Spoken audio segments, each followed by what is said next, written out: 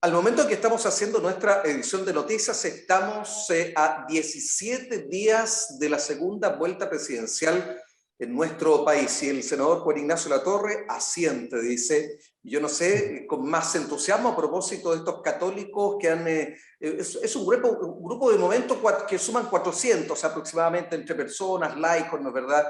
Y alguna organización. Yo no sé si eso le infunde mayor entusiasmo y esperanza.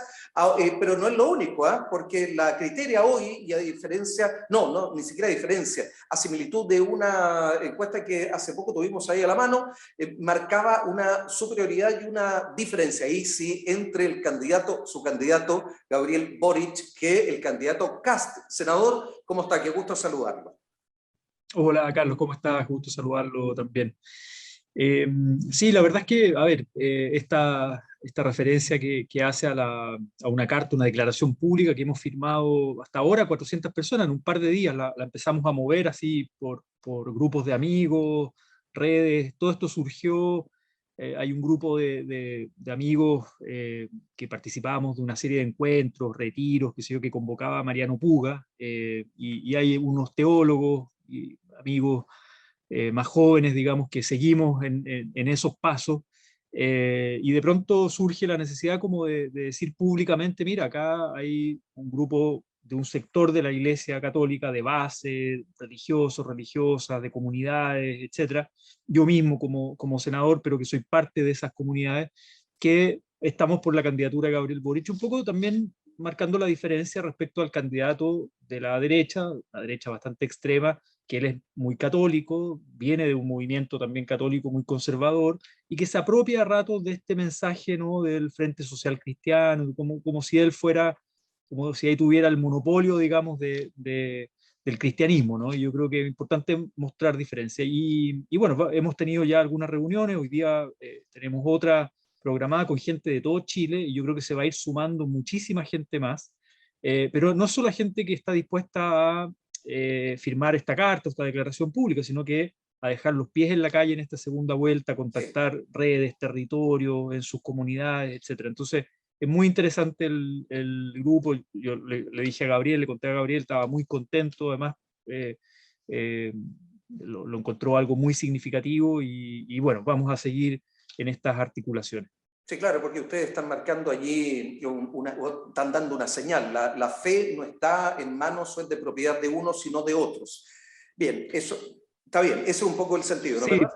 absolutamente, y como solo enfatizar un mensaje, que en un Estado laico, y yo creo en un Sí. Estado laico, separado de la Iglesia Católica como poder religioso, pero al mismo tiempo una sociedad democrática y pluralista, las distintas personas tenemos derecho a expresar públicamente la libertad de creencia, la libertad de conciencia y la libertad de opinión en una coyuntura como la que está viviendo Chile, y es marcar, decir, mira, acá tenemos católicos, que tenemos la fe cristiana, esta opción presidencial por Gabriel Boric, y que no nos representa en absoluto una versión de extrema derecha de José Antonio Kast. Yo creo que ahí hay un elemento para el debate democrático. Claro que Finalmente, en sí, conciencia la gente decide. por supuesto. Las últimas dos encuestas y la última también, bueno, las dos, digo, pero la más reciente, la calientita, la criteria, está marcando una diferencia de algunos puntos en beneficio, en favor de el candidato Gabriel Boric. Pero siempre cuando uno le pregunta en otros momentos y cuando son desventajosas, uno pregunta y dice, no, a ver, espérenme, la encuesta es una radiografía del momento, del minuto, y hay que tener cuidado porque se han ido equivocando, no solo aquí en este país, sino que en otras latitudes también. Y a propósito, diríamos lo mismo de esta.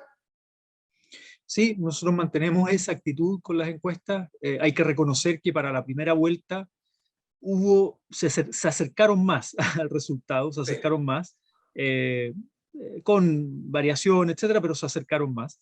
Pero creo que el escenario sigue estando abierto y además nosotros también creemos que muchas veces se intenta generar una especie de manipulación mediática y pudiese ser también desventajoso el hecho de que la gente se confíe y diga, ah, no, si ya Gabriel va primero, va a ganar, está seguro, y la gente no vaya a votar.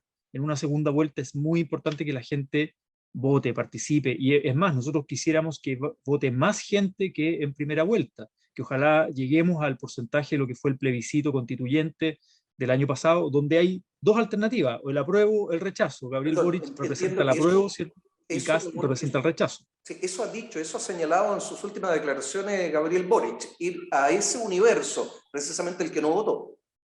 Absolutamente. Nosotros creemos que hay muchos jóvenes que votaron en el apruebo, votaron en el plebiscito y después no votaron en mayo en la elección constituyente, y ahora, si bien aumentó la participación al 47%, pero todavía queda bajo el 50%.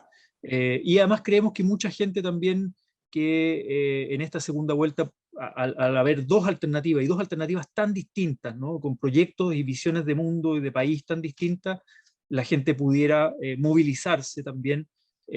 A mí me lo han dicho, muchísima gente que no fue a votar, o qué sé yo, que miró la primera vuelta con más distancia, y ahora decir, no, mire, que vuelva una derecha de corte pinochetista, conservadora, autoritaria, es un peligro para el país, un peligro para el momento constituyente que vive Chile, y eso moviliza también a organizarse. Nosotros hemos dicho que la esperanza le gana al miedo, es decir, que no estemos solo en función del miedo, que yo creo que la otra candidatura está muy en función del terror y del miedo.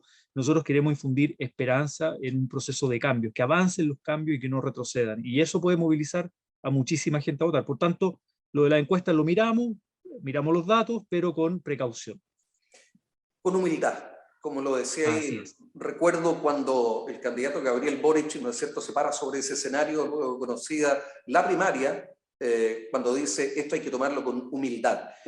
A ver, salgamos de las presidenciales, pero mantengámonos en la votación. Claro, porque el Senado aprobó por 18 a favor, 16 en contra, la ley del royalty minero. El estado del arte, ¿qué es lo que viene después?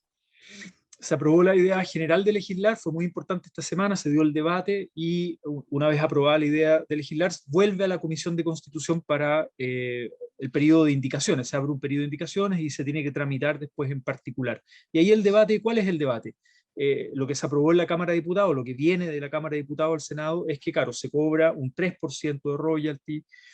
No queda muy claro el tema de si se respeta o no se respeta la invariabilidad tributaria. Recordemos que Chile tiene contratos con las empresas respecto a la invariabilidad tributaria, los cuales van cumpliendo distintos plazos y los últimos terminan en el 2023. Entonces, perfectamente uno puede legislar ahora, pero respetando los plazos. Yo creo que eso es muy importante.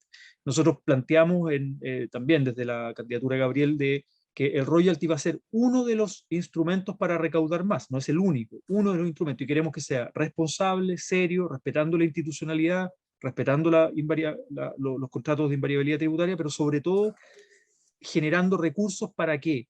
Para aportar más a la ciencia, a la innovación, para diversificar nuestra matriz productiva, no depender tanto de la explotación de recursos naturales sin valor agregado, y Chile está muy por debajo del estándar de otros países mineros en ese sentido, que explotan los recursos naturales, pero que el Estado queda con un bajo porcentaje de la renta, salvo Codelco, y en ese sentido no retroceder ni un paso atrás respecto a la privatización de Codelco que planteó el candidato de la extrema derecha. Senador, como siempre, ha sido un gusto haber conversado con usted.